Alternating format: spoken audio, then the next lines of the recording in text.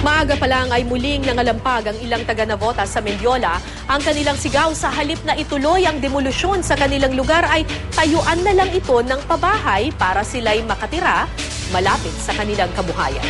May news to go si Trisha Zafra live. Trisha.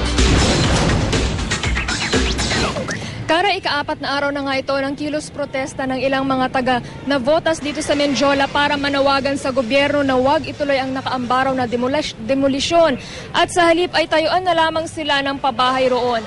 Dala nga ang isang higanting alarm clock, Kara, at bitbit ang mga kaldero at baon ang mga pick-up line. Maagang nangalampag sa harap ng Mendiola Peace Arc ang ilang mga taga-Navotas. Pinoy! Tulog ka ba ba?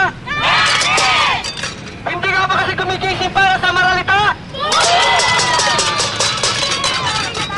Kara, hinihintay raw nilang magbaba ng executive order ang Pangulo para maipatupad ang isang on-site development plan sa Navotas nang sa ganon ay may matirhan sila malapit sa kanilang kabuhayan. 90% nandun ang aming kabuhayan. So kung ilalayo kami sa malayo, maaaring mamamatay kami sa gutom, walang hanap buhay sa malayo. Samantala kung doon na kami sa Navotas, total napakaluwag naman ang loob ng Peaceport saka sa Arten, bakit hindi na lang doon ipatupad yung proyekto? Ika-4 na araw na nga ito, Kara, ng kanilang pagpipikit at hindi raw sila titigil hanggat hindi sila nabibigyan ng malinaw na tugon sa kanilang panawagan.